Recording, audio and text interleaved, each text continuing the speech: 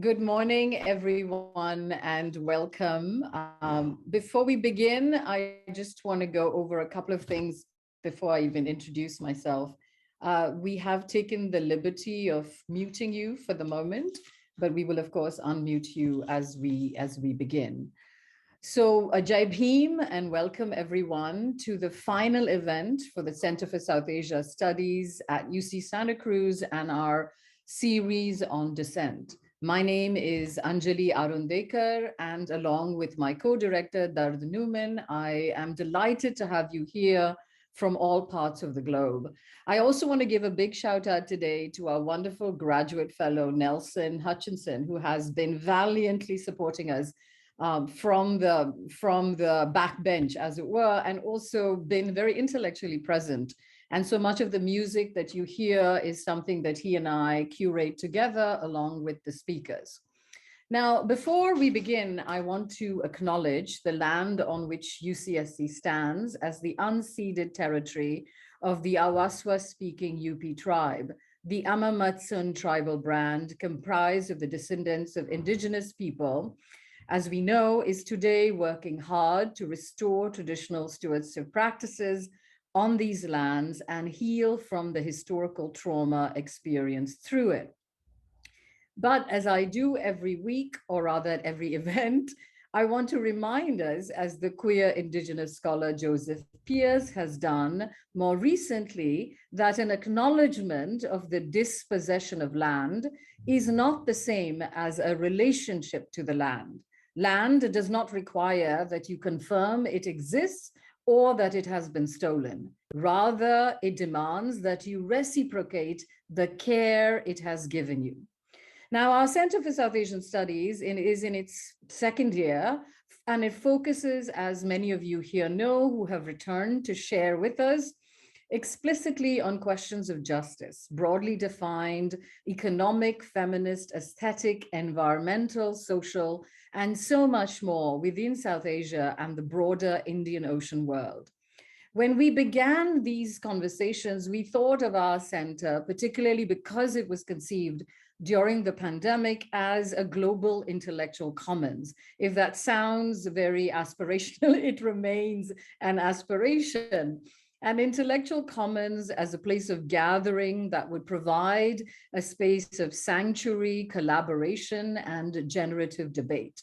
For the past 2 years, we have thus worked very hard to curate conversations that foreground and challenge continued histories of occupation, authoritarianism, marked by caste, religion, gender, region, and of course, labor segmentation.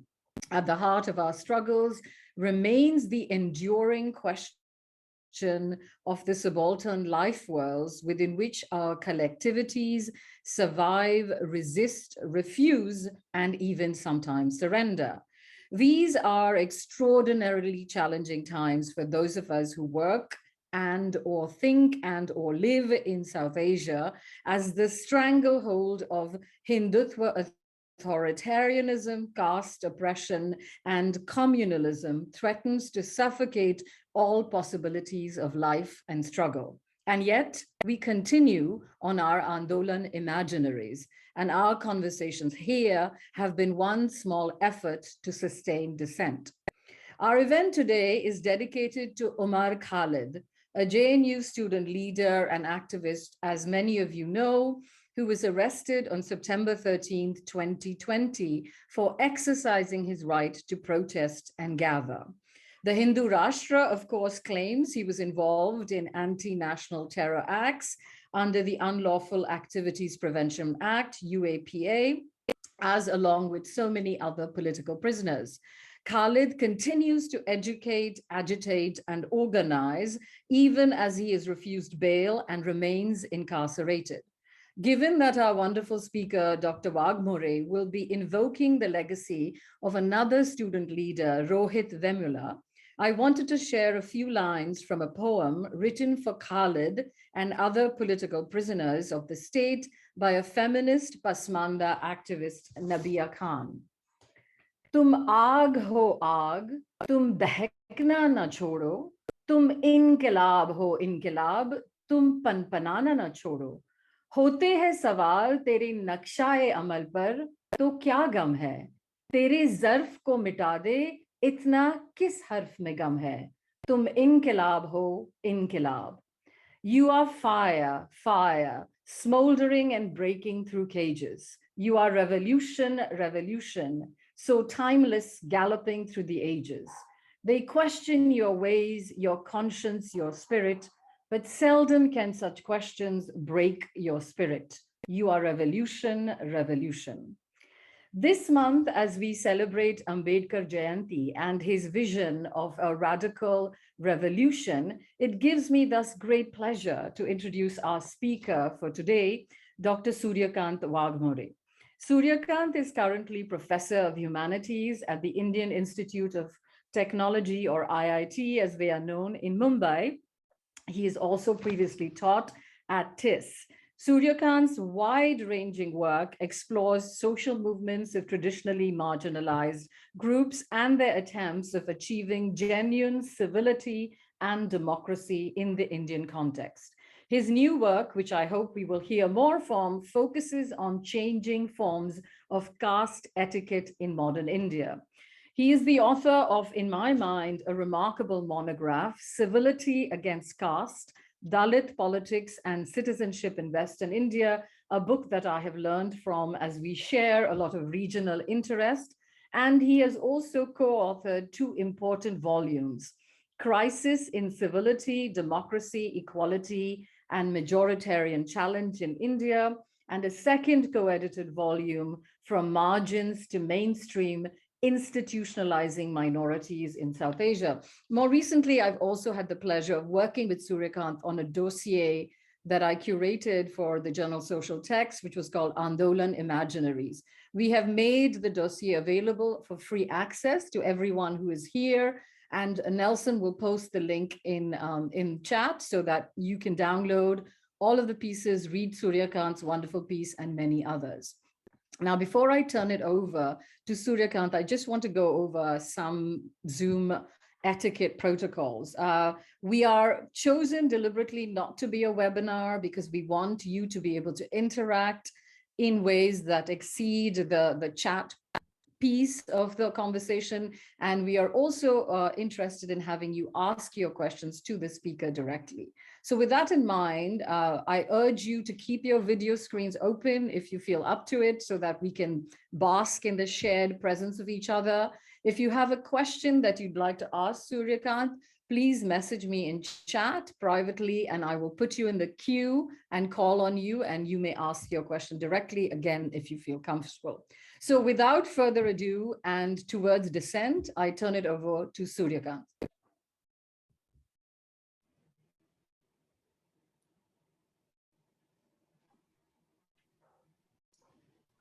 You're good to go, Suryakant. Right. Thank you so much, Anjali, and everyone who is here, especially those who are here from the South Asian side. It's late, so thank you so much for staying up with me. What I'll be doing today is speaking about Ambedkar for our times. But more than that, I'll be reflecting on the current times sociologically to make the contemporary relevance of Ambedkar more relevant, and if you want to make it more acceptable across groups. So the paper is broadly structured in terms of engaging with some of the ideas that I have worked on based on my fieldwork in rural and urban Bombay, Mumbai, and Marathwada. So, let me just begin with these three Ambedkar movements that I present to you here before I dive into the contemporary context to understand caste, religiosity, and conflict that we are seeing around and the history of it, how to make meaning of it. So, Sharmin Hakim is an author and journalist for Mumbai Mirror and Urban Tabloid.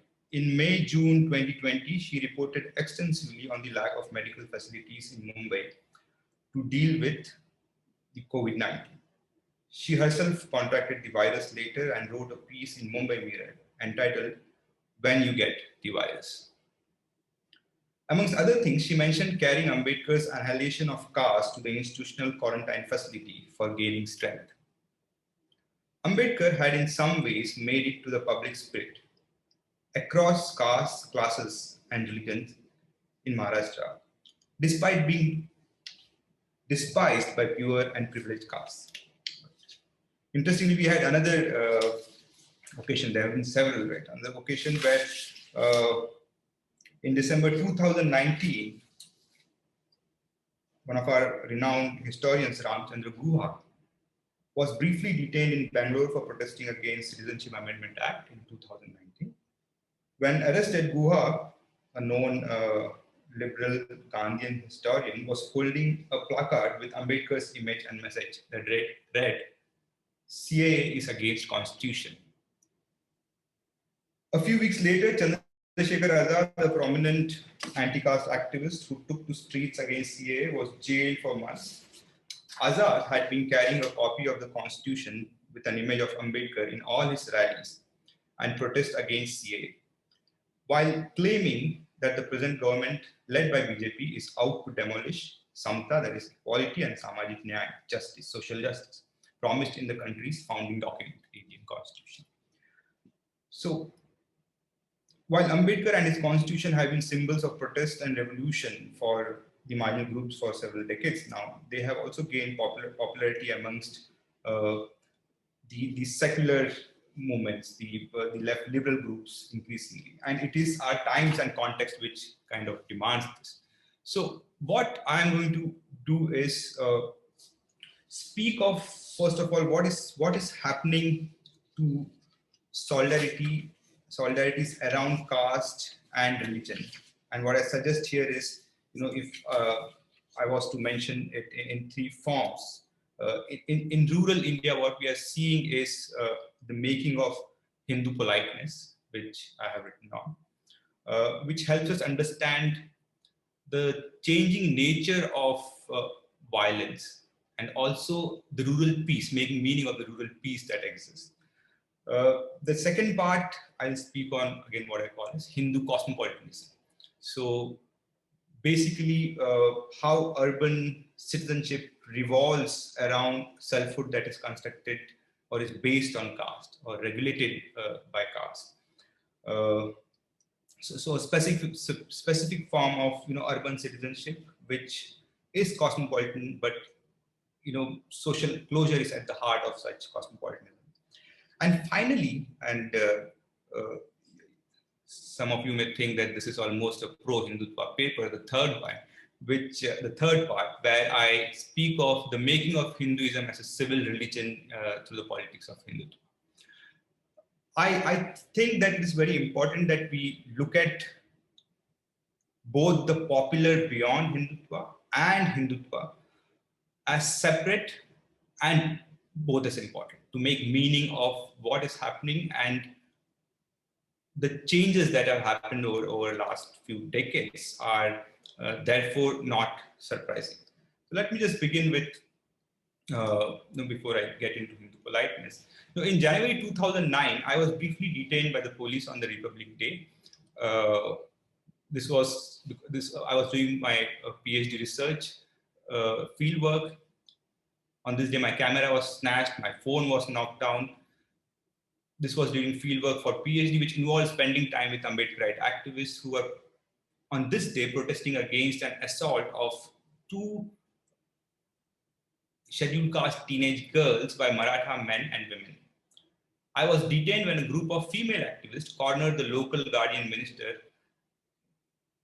to attack him, throw bangles at him, which caused minor injuries to the local SP and the minister.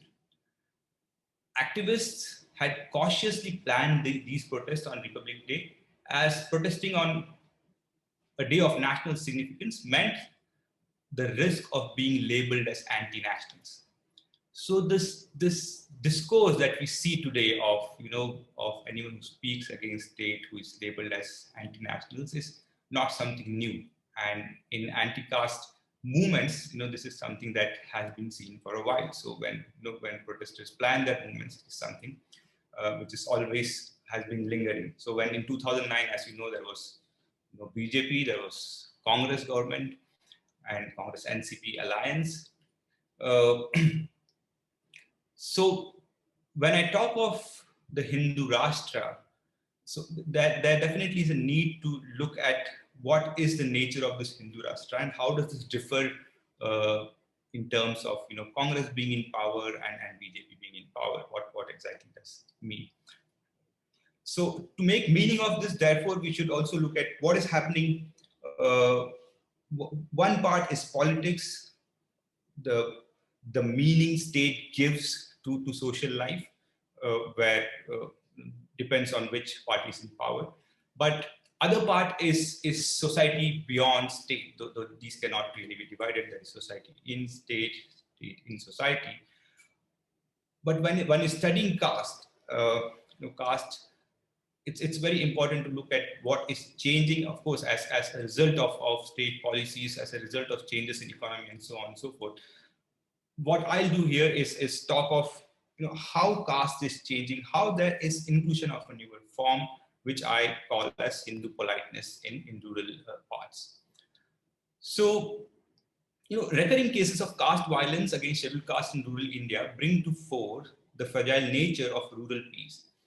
As part of my research on caste, power, and Ambedkarization in rural Marathwada, I have observed the dynamics of caste and the role of violence in shaping and reshaping caste relations.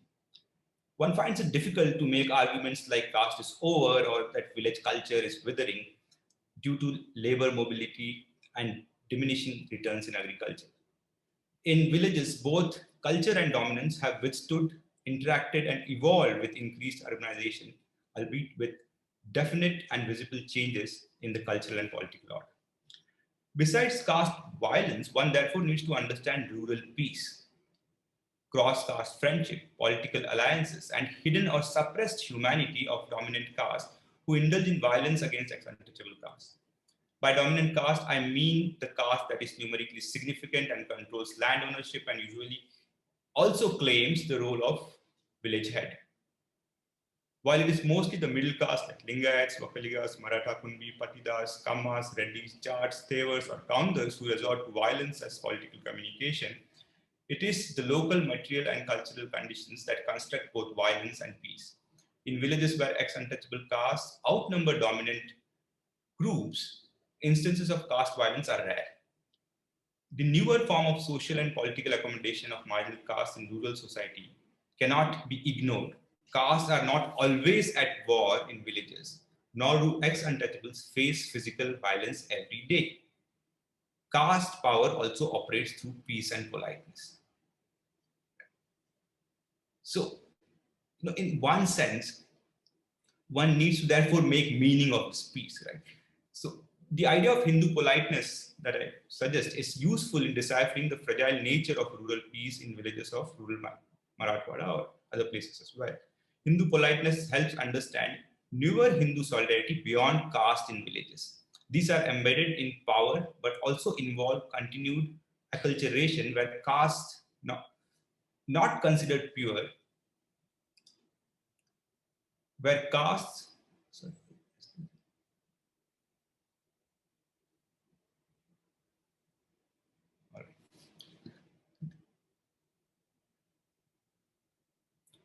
These are embedded in power, but also involve continued acculturation where castes not considered poor claim purity and simultaneously attempt becoming authentic Hindus. Now, this is something that you will see in urban areas also, especially on the part on Hindutva that I speak.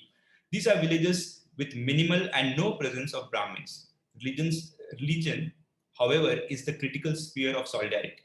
Babas, gurus, or saptas help promote purity and solidarity along with village temples. Regular religious gatherings, besides being sites of power operations, are therefore also places of cohesion.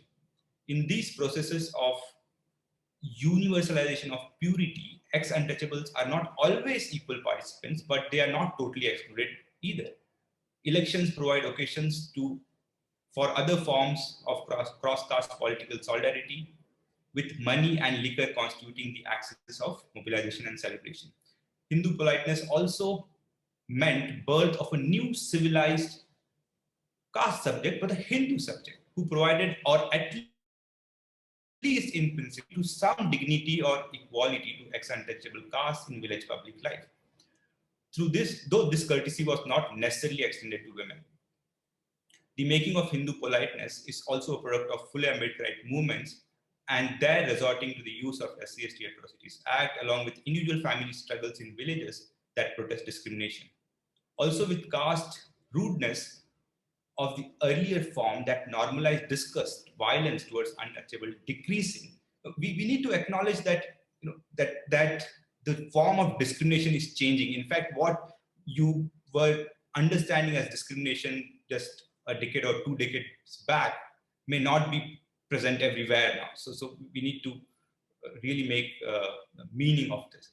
So also with caste rudeness of the earlier form that normalized disgust and violence towards untouchables decreasing, especially amongst non-dominant castes, the making of a new compassionate rural Hindu cannot be ruled out. For dominant castes like Marathas, however, it was most difficult to make peace with the idea of ex-untouchable castes or even nomadic tribes and lower OBCs as equal citizens. This is because their feudal selfhood is predicated upon the docility of marginal castes in village social life. A lot of violence in rural Marathwada against ex-untouchable castes is also linked to them continually pushing the boundaries of Hindu politeness, claiming power in local panchayats, encroaching and cultivating Gairan lands, claiming dignity or worse, being in love with a dominant caste woman. Historically, the struggle over politics and performance of newer icons of emancipation like Ambedkar in public spaces has democratized public spaces, thus constructing a newer Hindu subject who tolerates formal equality of some form in public spaces.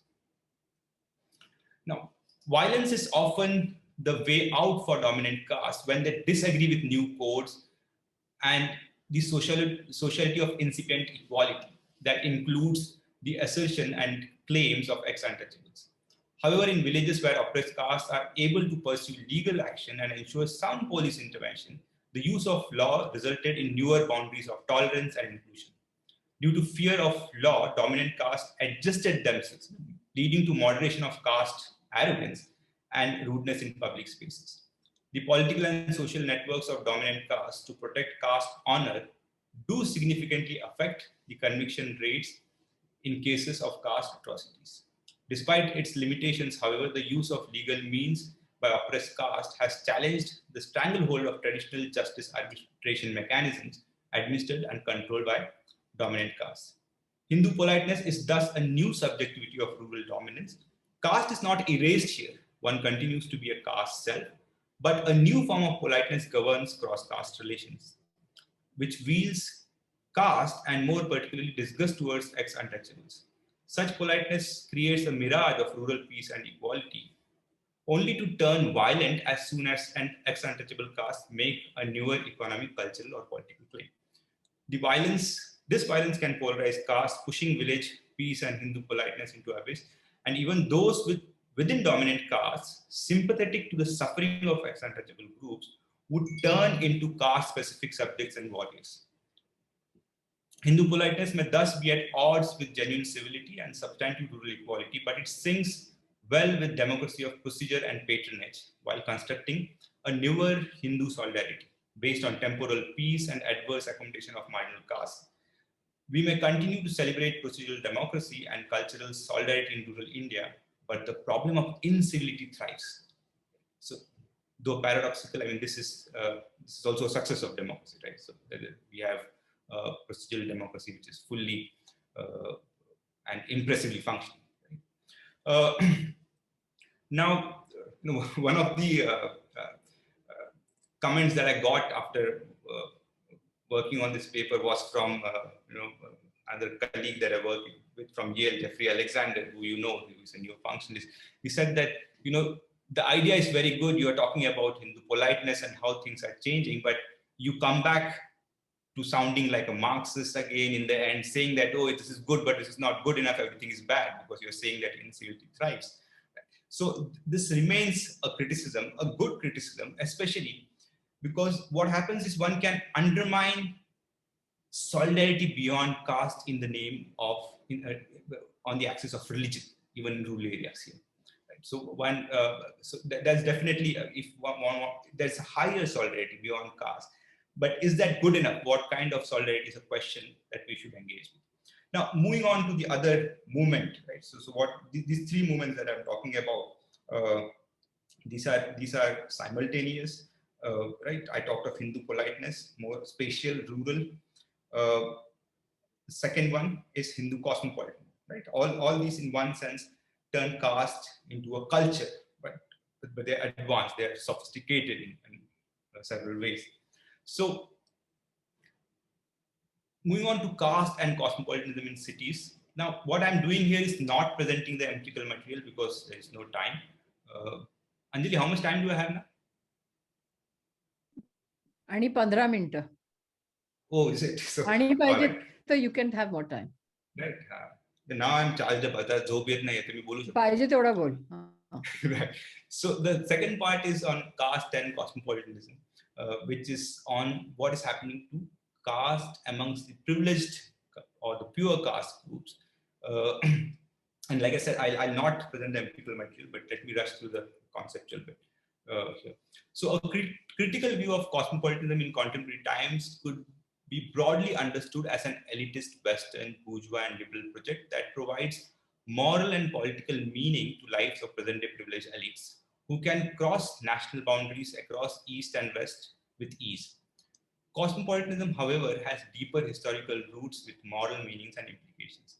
For Stoic philosophers, a lack of reason amongst humans was tantamount to slavery, and use of reason alone would lead us into being citizens of the world. Neither status nor states could impinge upon our natural inclination towards cosmopolitanism. For socialist writers, likewise, cosmopolitanism was linked to bourgeois and Enlightenment ideas of humanism.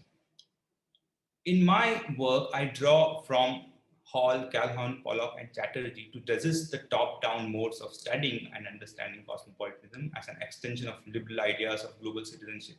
I contribute to the diverse version of cosmopolitanism that is soaked in local ethics, politics, and urbanisms of the East.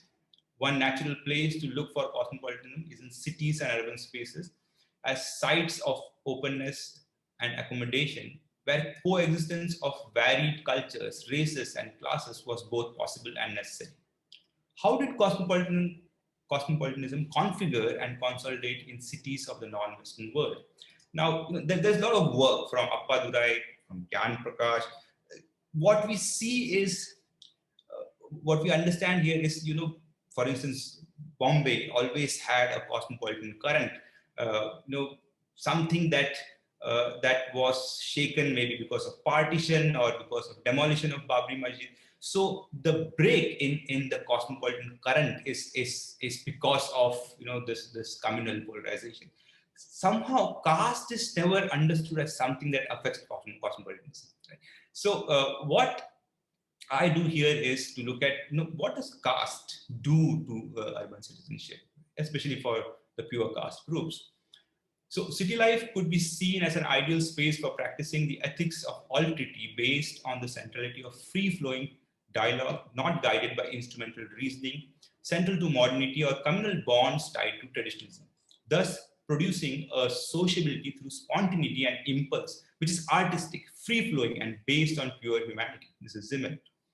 Perhaps for this reason, Dr. Ambedkar called for ex-untouchables to leave the villages for cities as caste continued to construct deep challenge to the possibilities of local cosmopolitanism and civility in rural life.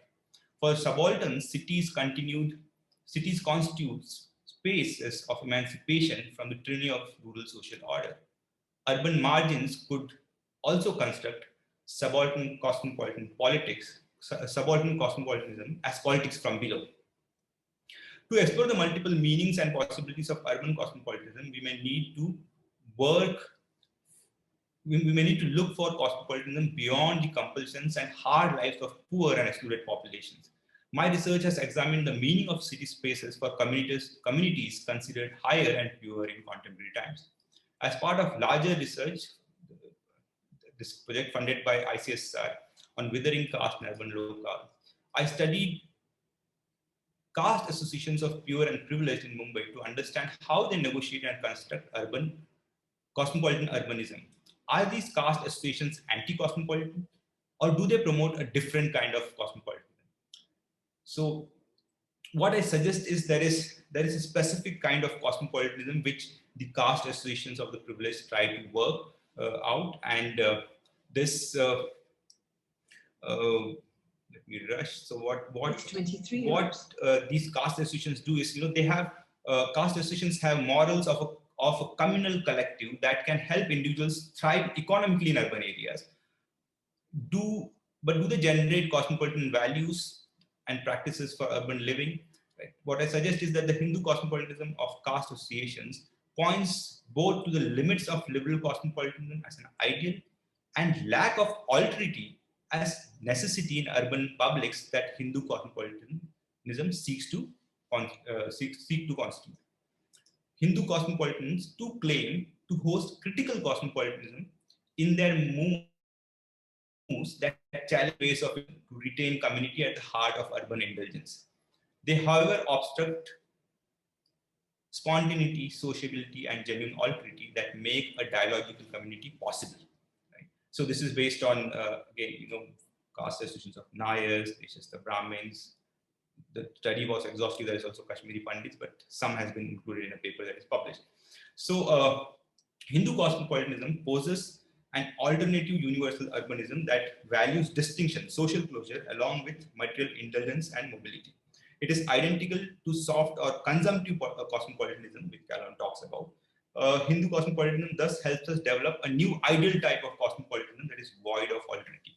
Now, let me rush to the third part, now, while I have talked of Hindu cosmopolitanism as something that is worked out based on the compulsions of urban life for pure and privileged caste, Hindu politeness as something which is because of the economic changes, political changes, mobilization of the marginal groups, right? So new form of solidarity there, new form of solidarity here. The third paper, which is forthcoming, is about, based on a study of one of the RSS organizations. So I have 10 more minutes, Anjali. Yeah. Let me just, again, do the conceptual work and move on to the how and why of Ambedkar in present. So this work broadly is about, how groups are moving from being castes to nationalist subjects, right? Or to nationalist Hindus, right? What I say is that this all broadly linked to the making of Hinduism as a civil religion. Right? This is what I was saying, Anjali. This paper may totally be at odds with what we are doing, but but you will get to know what I'm up to here. So I engage with the question of the new Hindutva by revisiting an old conflicting distinction set up by Ashish Nandi between Hindutva and Hinduism. While Nandi hoped for an end of Hindutva at the hands of Hinduism, the former has not only survived but grown leaps and bounds. A foundational problem with those who place faith in Hinduism for fighting Hindutva is their overlooking of the caste question. I approached new Hindutva by locating caste at the center of popular Hinduism and thereby distinguishing it from Hindutva. Hindutva has historically pursued a nationalist critique of caste. You may have a problem with this nationalism, but there is definitely nationalist critique of caste here, and thus has been part of the Hindu modernizing and reform process. I engage with the contemporary forms of engagement of caste. I engage with the contemporary forms of engagement with caste in Hindutva's ideology building to unravel the making of Hinduism as a civil religion. Caste, though weakening, continues to so Hindu nationalists engage with the problem of caste by resorting to a discourse and politics of Hindu unity and humanism across castes. So this is a very powerful discourse within. what it generates is a different question. So I suggest that Hindutva consistently reinvents itself while competing, learning, and co-opting some other civil solidarities in India, co-opting and learning from other civil solidarities. The RSS is generally denied, at least in liberal circles, in left circles, is denied the status of an association in civil society. Rudolph, for instance, suggested that RSS does not constitute civil society as it fails to generate social capital for democracy. So, but what we have here is a democracy that is thriving, right? So, following Rudolph may make the RSS appear as a form of uncivil solidarity in the civil sphere, which is again, right? So, we may agree, disagree, but RSS is nevertheless an association, and I pursue Party Hansen, who refers to RSS and affiliate institutions as alternative civil society. I developed the idea of alternative civil society further to explore the contemporary universal claims and dimensions of ideology building in the RSS, more particularly the making of Hinduism as a civil religion.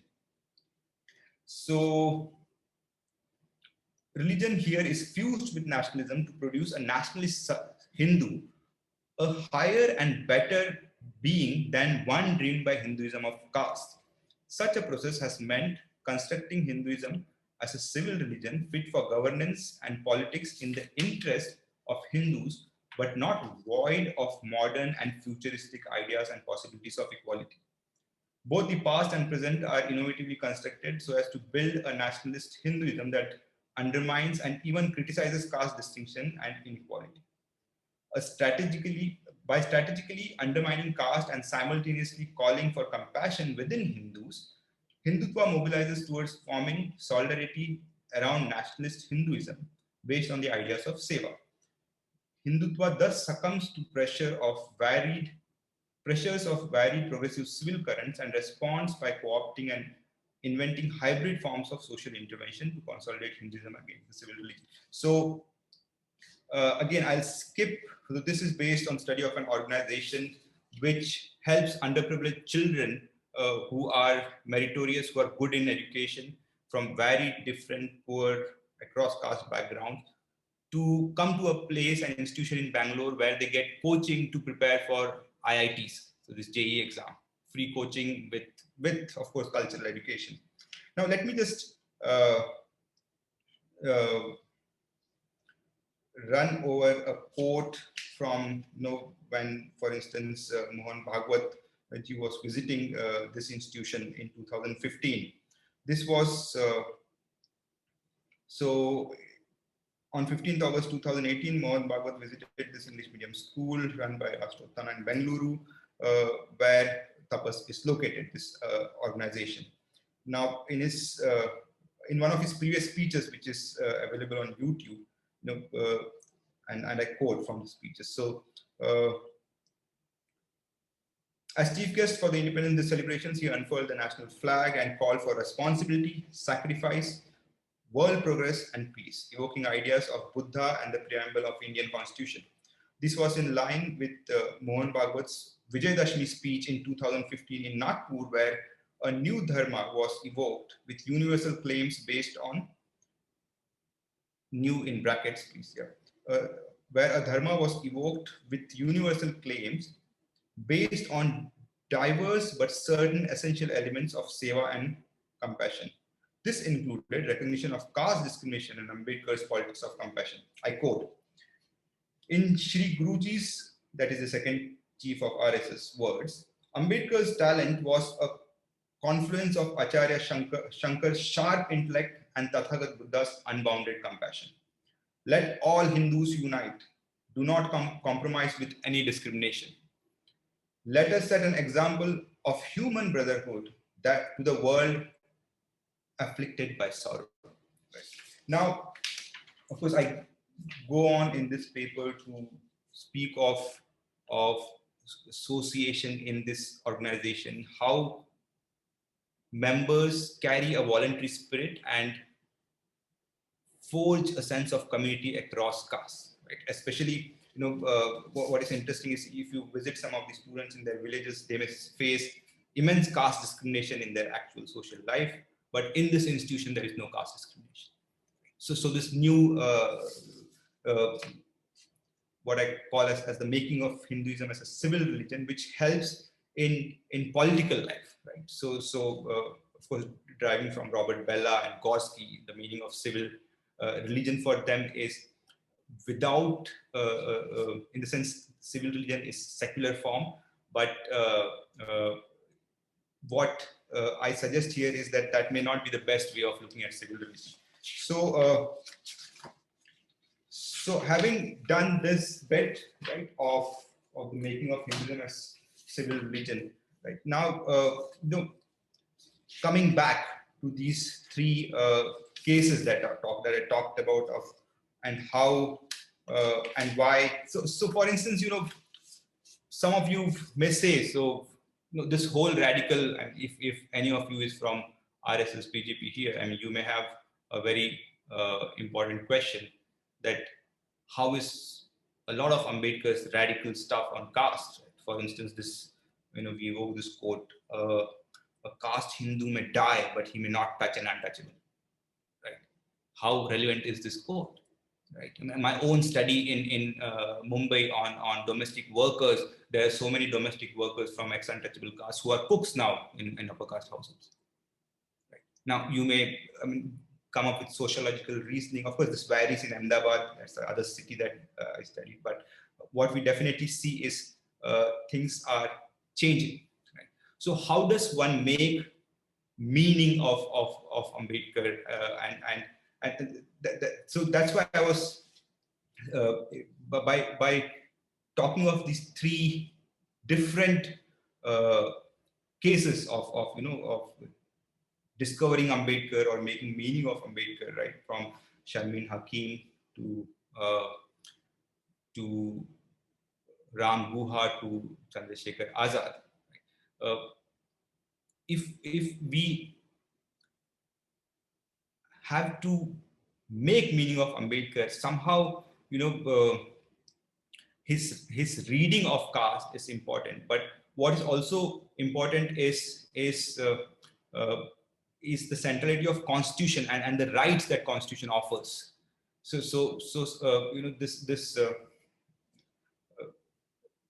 the way it has been done, symbolically, whenever we talk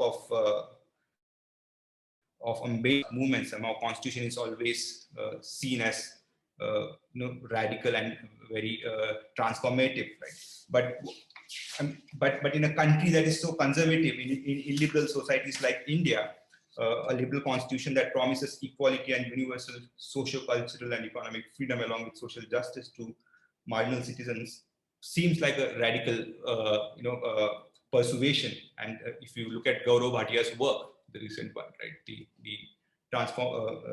the transformative nature of our constitution comes through. So anyways, what I suggest again, that now this work, the conclusion is coming from another paper. It's called Ambedkar After Ambedkar in Maharashtra and India, where I talk of activists and even someone like Nagaraj Manjule and his art, right? How it's a certain form of Ambedkarism, right? Within the given context, it brings out the changes in caste and a way to deal with caste, right? Instead of kind of getting carried away by the politeness that is produced or the cosmopolitanism that is produced in this order, or even the idea of civil religion. So,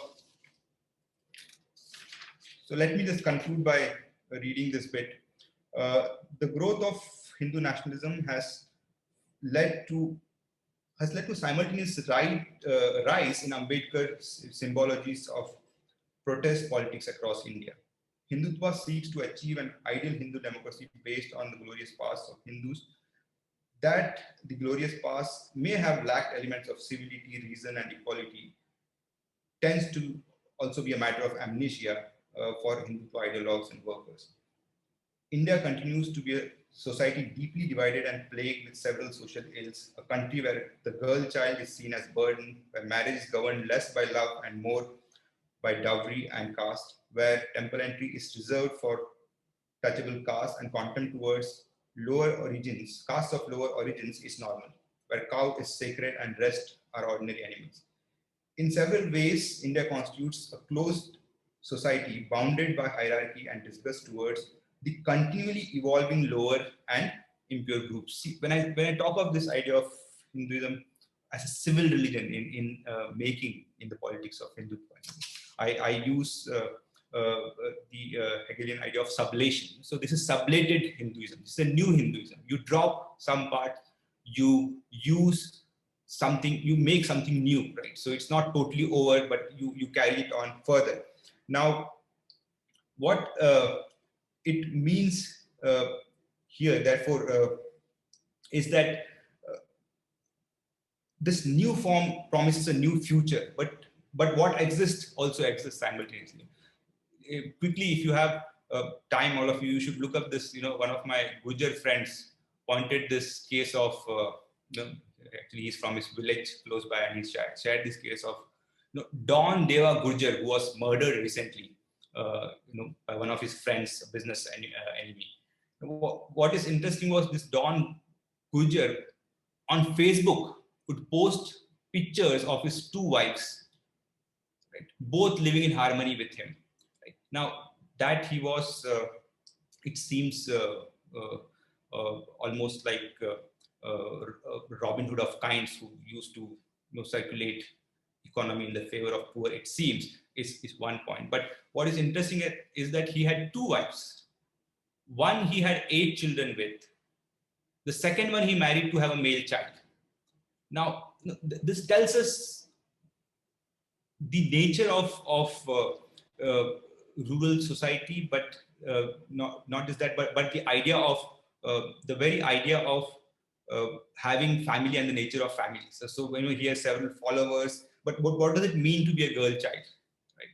And therefore, like I said, in illiberal societies like India, and a progressive constitution that gives some form of equality, at least as an ideal, is very important. And Ambedkar has come to symbolize that equality, and therefore the Ambedkarite struggle should not be in any way reduced to any caste. Right? It's about how certain groups or how varied groups come to Ambedkar and make meaning of Ambedkar to deal with inequalities around.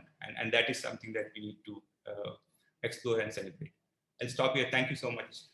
Thank you, Suryakant. You've given us a lot to think about. We will turn off the spotlight now and move to gallery view. So I'd urge everybody to turn on their video so that Suryakant can see all of the people who have signed in from all parts of the world. I have people who have messaged me to ask questions. If you have questions, please message me and I'll call on you. Just message me in chat. So Suryakant, I want to take my privilege as a moderator and open it up, and then I'll turn to my comrades who have asked the question.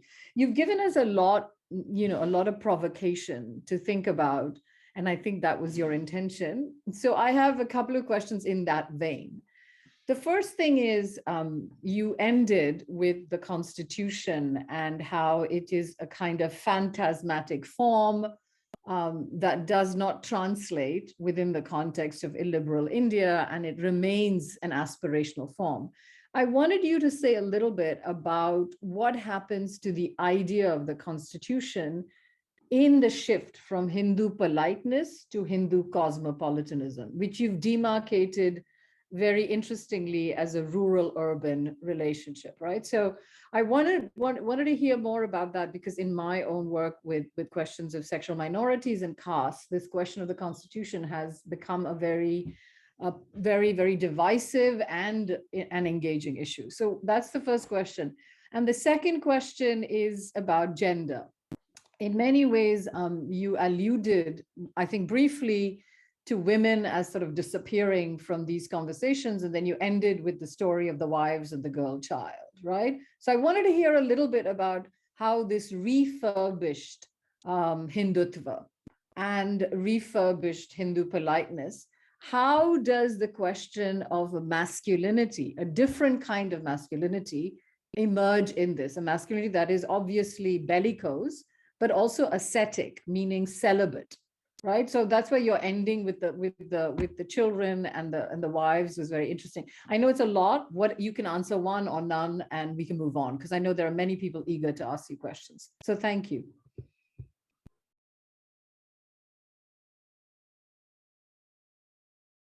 Suryakant, you're muted. Yeah, I'll start with the second question that you asked, the question of masculinity. A broad point that I want to make is that both Hindu politeness and Hindu cosmopolitanism, though not part of the Hindutva politics of mobilization, they provide a lot of resource for Hindutva to move on to this, civil religion of Hindus. So for instance, the masculinity that may come would not have the Gujjar essence to it, right? So that's why it need not be polite, right?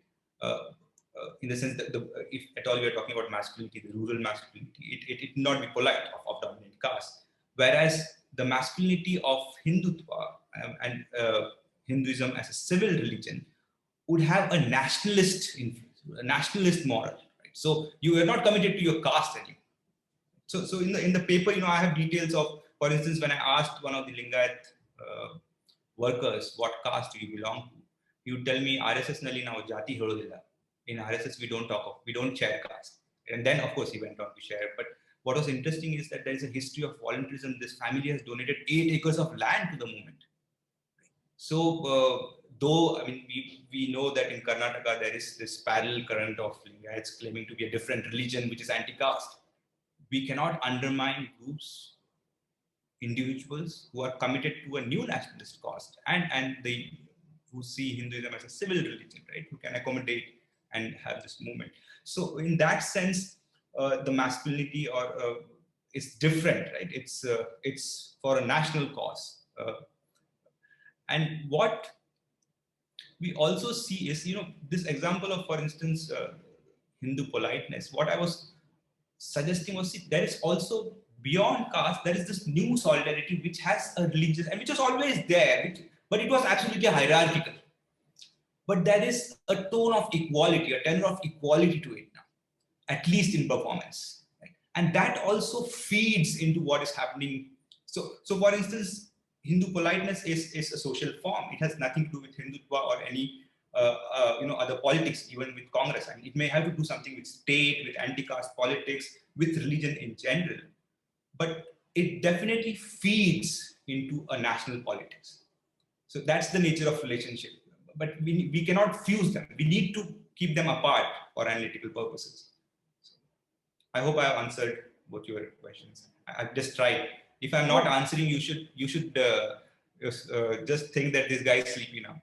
No, I will have plenty of time to harass you when I'm in Bombay, Suryakant. So I want to leave it to others who have questions. Let me start with Vinay Gidwani. Vinay, go ahead with your question, please. Oh, this is Vinay Gidwani. Nice. Okay, right. Vinay, you need to unmute yourself up there. Vinay, I read your book while doing my PhD. I really enjoyed it. Thank you. He didn't say that to aid you. He said that to compliment you. Yeah. Thanks, Suryakant. That was really interesting and provocative.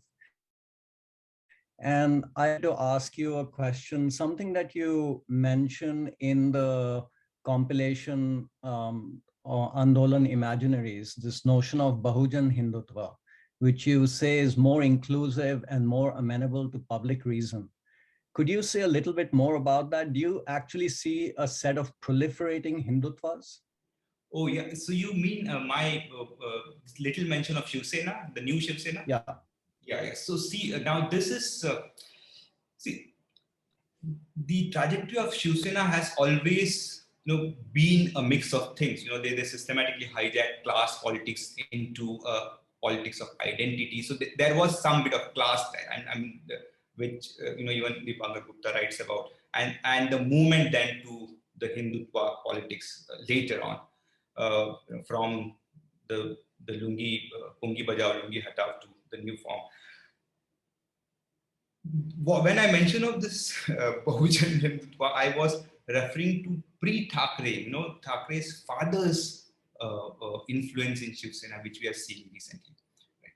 And which kind of talks of this tension between Brahmins and non Brahmins, and Brahmins as inclined towards Hindutva, right?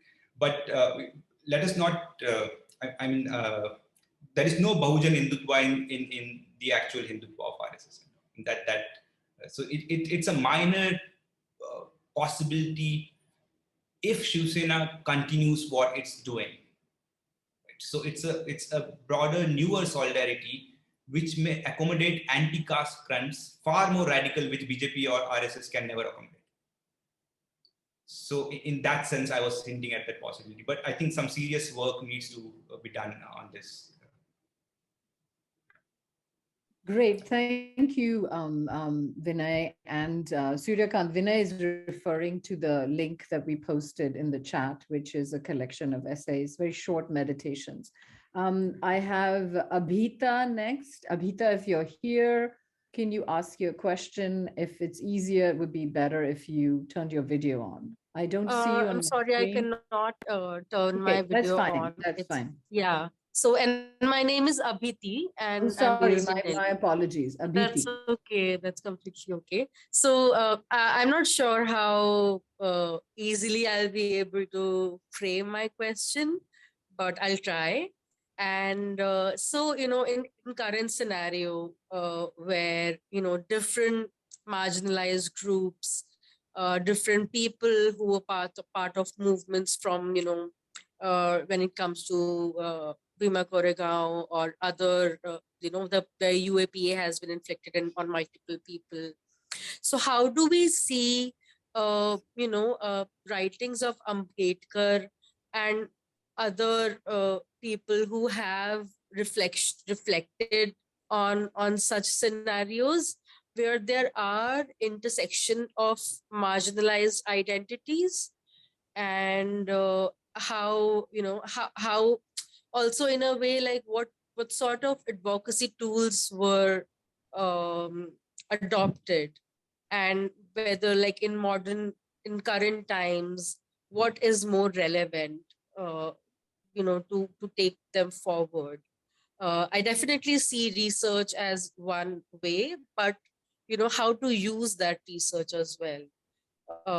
How can we use that research in putting that into action, or coming up with suggestions, or things that as part of the country that we can do together.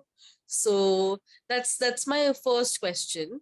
And in addition to that, I would like to ask how the role of because we also see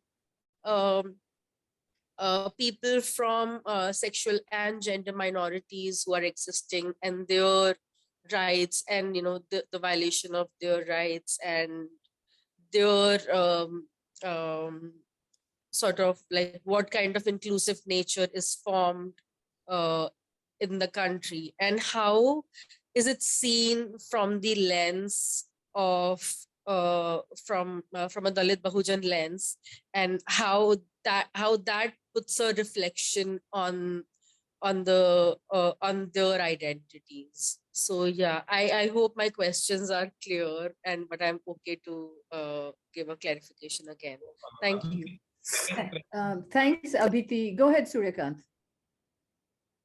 So Abhiti, for the second question, I said I would maybe just suggest this reference, by this article by Meena Gopal, which was part of a special issue that we did for South Asia, where she talks of how Ambedkar is finding meaning in transversal politics. So I think that should answer your question. The first question, see, broadly, what I'm suggesting, this was not a paper to just give these ideas and then leave everyone and myself hopeless. The idea was also to suggest that Ambedkar in various ways then becomes a glue to several progressive groups across class, caste, genders, to think of progressive politics and possibly also unities across. So what I do in this paper, Ambedkar after Ambedkar, I for instance, I talk of Maharashtra, where this alliance between Prakash Ambedkar and OIC, for instance, they got almost 14% votes. It didn't survive. I mean, that's the problem of coalition politics and in Maharashtra or in India, in terms of especially alliances by amongst regional players. But what we see is it is both in the political sphere and the non-political sphere. For instance, Nagaraj Manjule's work. In the social sphere, Ambedkar is coming back in various ways, and it is this alternative collective, which is based on ideas which have emancipatory possibilities, right? Which make this very imagination of grabbing power from out of this mainstream. It's 23:30. Without being part of this mainstream possible. So that is something that I was suggesting. I hope I answered your question. Thank you, Suryakant. I think people are raising questions that are, sort of crossing over, which is good and helping us all think in more capacious ways. I have Amrita next. Go ahead, Amrita. Hi, Suryakant. Thank you so much for this lovely talk. I was just wondering, when you were talking about rural politeness, how much of this is carrying over from regional politics, right? Because it's always been the case that in regions where there are more than, say, one dominant caste, there's always been conditional civility, especially during election times, right? And that conditional civility is usually used to garner group support. And if you look at it on the ground, there is a lot of camaraderie working, whether you like it or not, right? So how much of this, and I can read the same thing in the nationalist sense with the work of RSS, etc., as well as Shiv Sena's slight turn of personality in the recent decade. How would you differentiate this sort of the new nationalist tendency and civility from this old vote bank based conditional civility that's always existed, say in Andhra Pradesh, right, where you have YSR and TDP, and they split between Reddys and Kamas and Christian Dalits and Hindu Dalits and that sort of politics. Thank you. This is a very important question. Now, what I was suggesting was that besides politics, there is a parallel, socio-cultural and religious life. So, I like what you asked, because this is what I see in Maharashtra. There is one dominant caste, and then everything has to revolve around them. But in villages where there is, some other competing caste, things change. So for instance, Bihar and Maharashtra are a very good comparison, because Bihar is so different with multiple castes and so on and so forth. But the broad frame is about changes in economic life, changes in socio-cultural life, and also the nature of anti-caste politics that is taking place. So it is multiple things that decide the nature of civility. So I'm very much with you when you say that it is, politics, the context of it, but also these changes. Mm-hmm. So and everywhere, for instance, in that other paper I write on untouchability, I give this example of a politician, a scheduled caste politician who is with BJP, who takes his cup everywhere he goes for campaigning. Right. So he's saying that I don't want to trouble others. I'm just carrying my own cup so that no one is affected. No. It's that context, right? It makes sense. In Maharashtra, if someone did that, forget upper caste, the marginal caste would beat him up. Right? So that's the nature of. So I'm with you. That context, especially the nature of demographic politics of castes and all matters, but also what is happening in the anti-caste politics and social culture and economic, also. Thanks, Amrita. I think the question you asked is really important, because I think many of us were thinking about what is the repetition and rupture in this model of civility, right? And I think Suryakant, the kind of regional inflection in addition to the evolved ethos is super helpful in distinguishing that form. I have my comrade Junaid next. Junaid, go. Hi, Suryakant. So lovely to see you. And I wish I could have met you in person, and hopefully in Bombay, when Anjali is also thinking of meeting you. Hopefully I'll be meeting you too at that time. I had a couple of clarifications actually. One is, what is the relationship between Hindutva and Hinduism? How are you imagining that? Hindutva, of course, as you're saying, is refashioning Hinduism. But I wanted to hear more about that. What is that relationship? Are you confirming Jyotirmay Sharma's observation that Hindutva is the dominant expression of Hinduism in our times? That is one. And the second question is about Hindu politeness. And does Hindu politeness work in practice if that rudeness is displaced onto somebody else? In this context, it could be Muslims, but also ideological opponents like socialists or Marxists. So is that a condition of possibility for the operation of Hindu politeness? Right. The second question,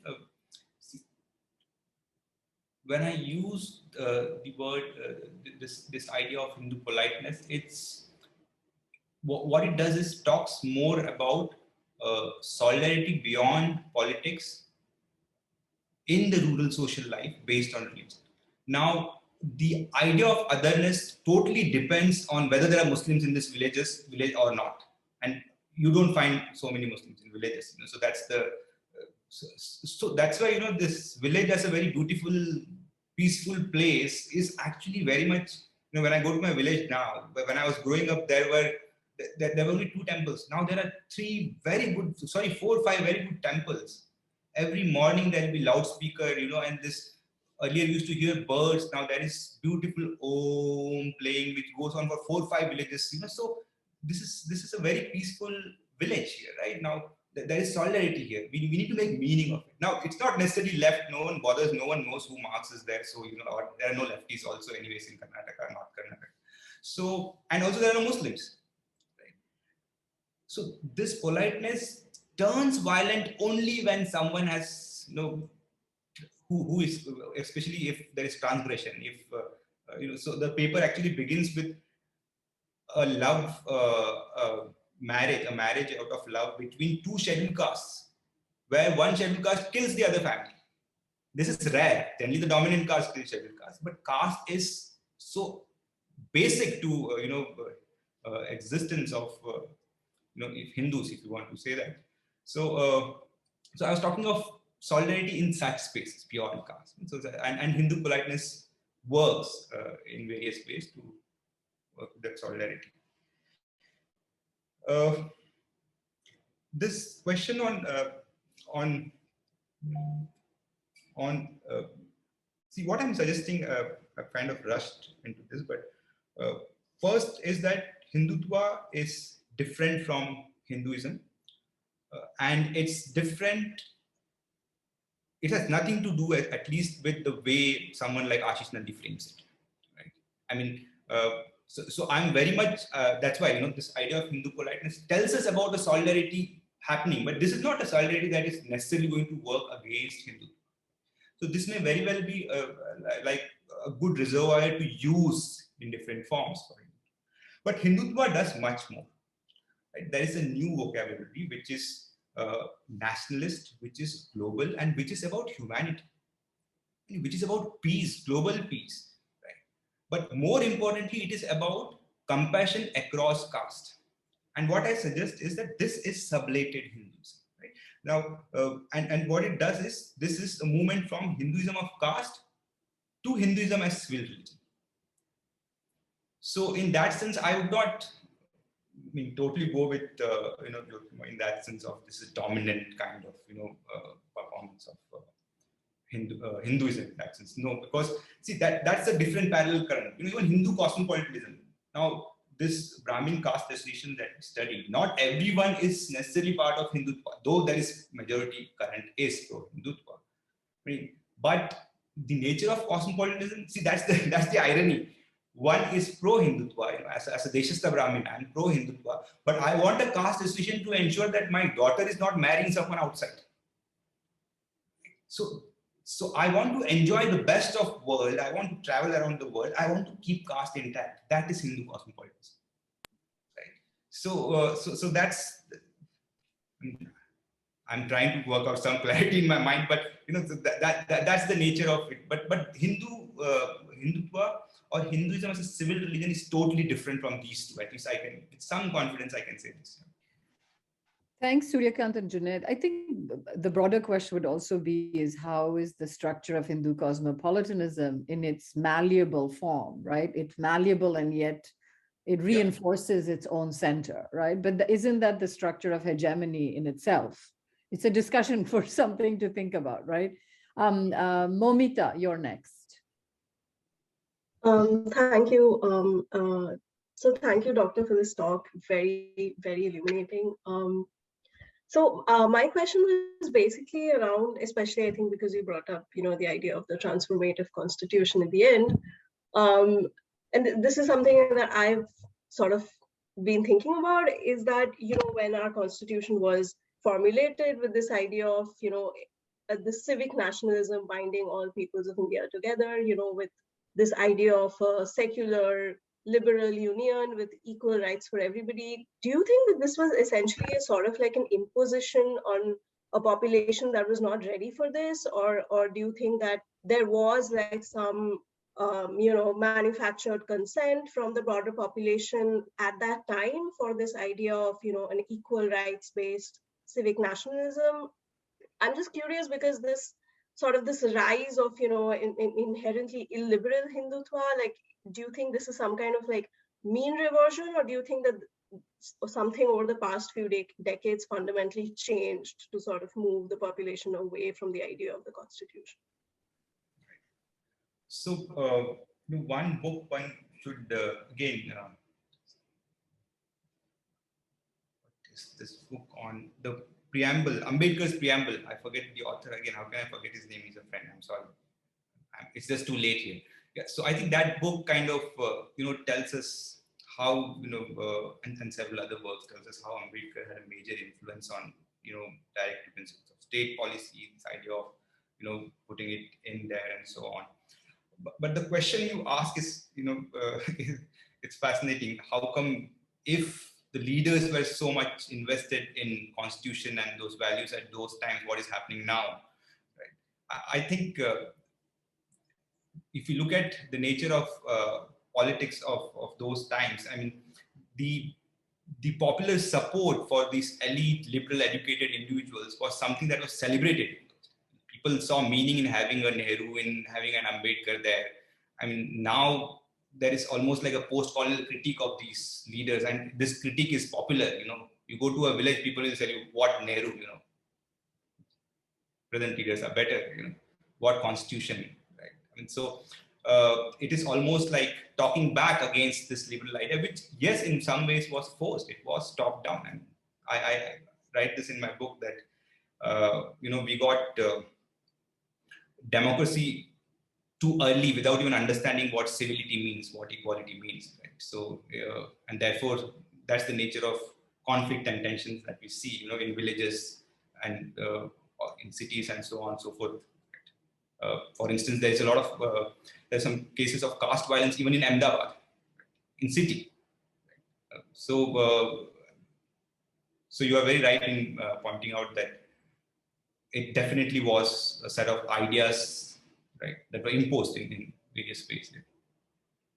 Thanks, Suryakant. We'll take one more question. I apologize to everyone who has sent me messages in chat. I don't want to exhaust Suryakant too much, but I know that if you want to follow up, he would be more than welcome to receive emails from you in response to his talk, because I know these are all works in progress.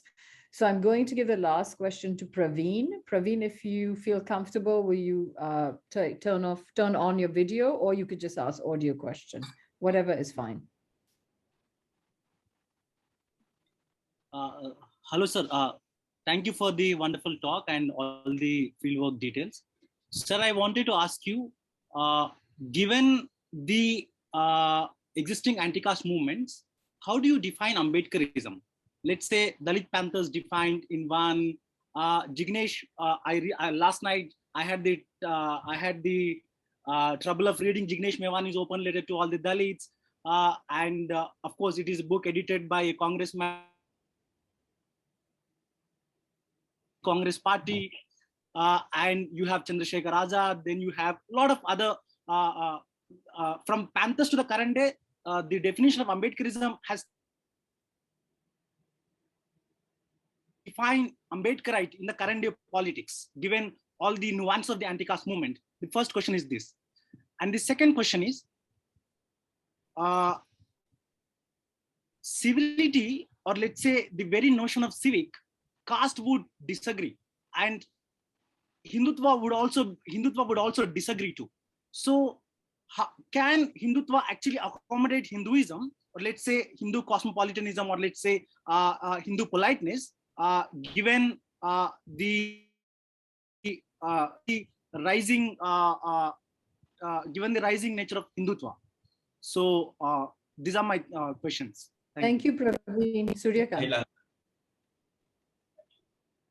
Praveen, thank you so much for staying up this late, and thanks for these questions. See, the first question, like a smart sociologist or anthropologist, I can just excuse myself by saying that, I really did not define anything.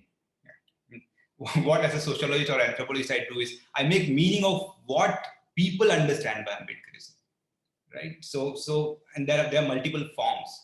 Right? So what I'm broadly suggesting is then maybe, these multiple forms, what could be said again with some confidence is that maybe Ambedkar acts as a glue to bring these progressive currents together on occasions, temporal, spatial, whatever varied forms. Right?